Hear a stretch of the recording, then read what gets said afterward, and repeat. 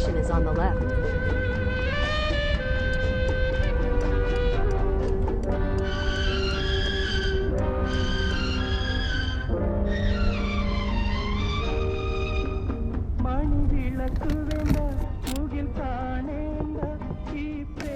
യുവ തന്നെ.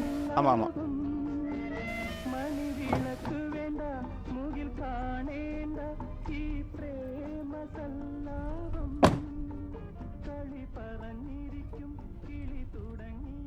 மேடம் அந்த ஓட்டிங் சொல்லுங்க.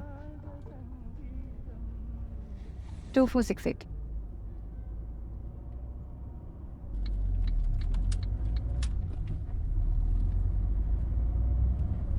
മേഡം കറക്റ്റ് ആണല്ലോ ഡ്രോപ്പ് ലൊക്കേഷൻ ആയത്?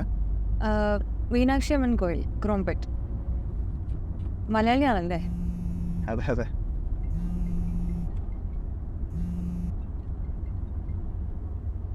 ആ അമ്മേ, വരുക. ആ കയറി ക്യാബിൽ. ആ അതെ, ക്യാബിൽ കയറി.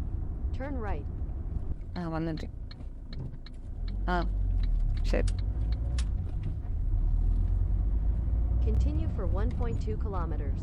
ചേട്ടാ, ആ റേഡിയോ ഒന്ന് വെക്കാവോ? 96.1. உங்கள் லட்சிய பாதையில நடந்தபடியே தேசிய ഇറങ്ങിയ സമയത്ത് അതിന്റെ റിവ്യൂസ് ഒക്കെ ഞാൻ വായിച്ചിരുന്നു. വളരെ നല്ല അഭിപ്രായങ്ങളാണ് എല്ലാം. സോ ഈ ഒരു ബുക്ക് ഇറക്കി കഴിഞ്ഞ് ഈ റിവ്യൂസ് ഒക്കെ ഇങ്ങനെ വായിക്കുമ്പോൾ എന്താണ് മാം ശരിക്കും തോന്നിയത്? ഞാൻ ഒരിക്കലും പ്രതീക്ഷിച്ചില്ല ഈ ബുക്ക് ഇത്രയും ആൾക്കാർക്ക് ഇഷ്ടപ്പെടുമെന്ന്. ഞാൻ മൊത്തം 3 നോവലുകളാണ് ഞാൻ എഴുതിയത്. പക്ഷേ ഈ പുസ്തകത്തില് ഞാൻ എൻ്റെ ലൈഫിൽ നടന്ന കാര്യങ്ങളാണ് കൂടുതലും പറഞ്ഞിട്ടുള്ളത്.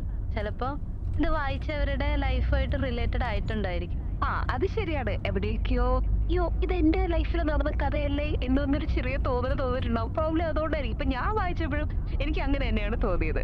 അടുത്ത ചോദ്യം, നിങ്ങളൊരു ഓർഫൻ ആണെന്ന് പറഞ്ഞല്ലോ. ഒരു ഓർഫനേജിൽ വളർന്നൊരു കുട്ടിക്ക് എങ്ങനെ ഒരു എഴുത്തുകാരിയാവാൻ സാധിച്ചു?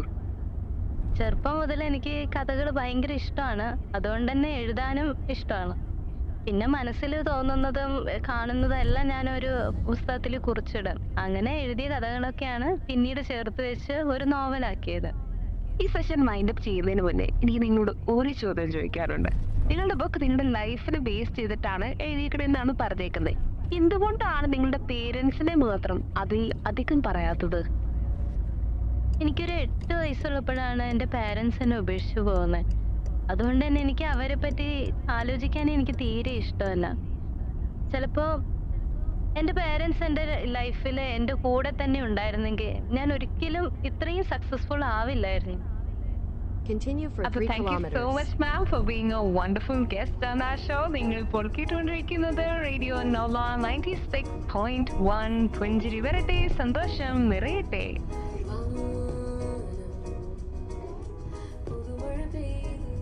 ഇന്റർവ്യൂ കൊള്ളായിരുന്നല്ലേ? ആ കുഴപ്പമില്ല. പക്ഷെ അവർ അവസാനം പറഞ്ഞ ഒരു കാര്യം അതത്ര ശരിയായെന്ന് എനിക്ക് തോന്നുന്നില്ല. കാരണം പാരൻസ് ഇല്ലാതെ അവർ ഇത്രയും സക്സസ് ആയെന്നാണ് പറയണത്.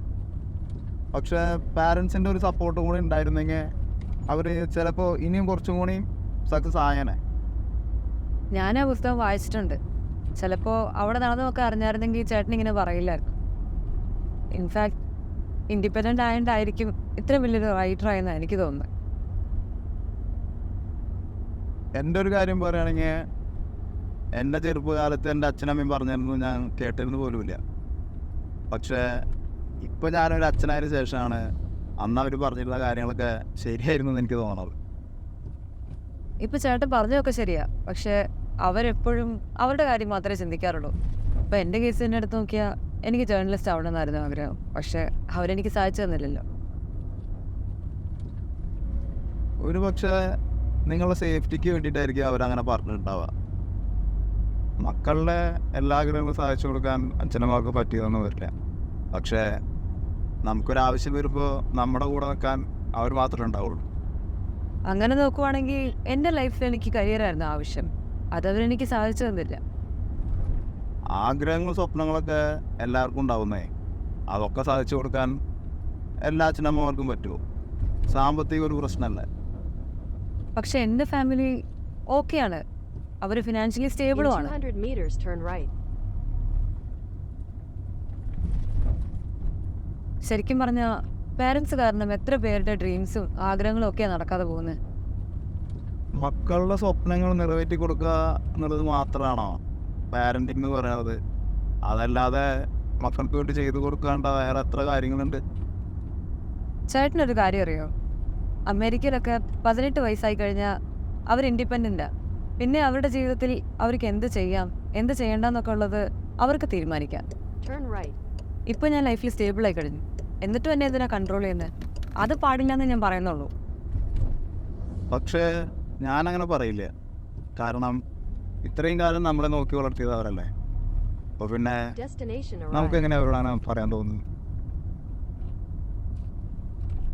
ഇതുവരെ നമ്മൾ പറഞ്ഞതൊക്കെ അവിടെ നിൽക്കട്ടെ. ചെറുപ്പം തൊട്ട് നമ്മൾ നോക്കി വളർത്തിയത് നമ്മുടെ അച്ഛനമ്മയല്ലേ. അപ്പോൾ പിന്നെ അവരെ നോക്കേണ്ട ഒരു ചുമതല നമുക്കില്ലേ? അവരുടെ ഭാഗത്തു നിന്ന് ചിന്തിച്ച് നോക്കിയാൽ ചിലപ്പോൾ നമുക്കത് മനസ്സിലാവും. പക്ഷേ പേരൻസ് എപ്പോഴും പിള്ളേരുടെ പോയിന്റ് ഓഫ് വ്യൂവിൽ ഒരിക്കലും ചിന്തിക്കാറില്ല. ഇപ്പോഴും പേരൻസിൻ്റെ കൺട്രോളിൽ കഴിയുന്ന എത്രയോ പിള്ളേരുണ്ട്. അവർക്കും ഇല്ലേ ആഗ്രഹങ്ങളും മോഹങ്ങളും ഇഷ്ടങ്ങളും ഒക്കെ, അതൊക്കെ സാധിക്കണം എന്നൊക്കെ. അപ്പോൾ അവരെയൊക്കെ മനസ്സിലാക്കി അവരുടേതായ വഴികളിൽ വിടുന്നതല്ലേ നല്ലത്.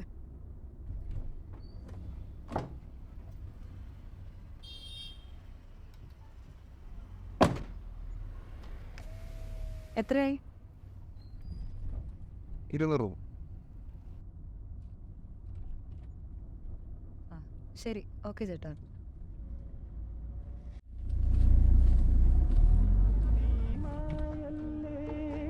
മറയല്ലേ നീലനിലാവൊളിയേ, നീ മധുപകരൂ മലർച്ചൊരിയൂ അനുരാഗ പൗർണമിയേ.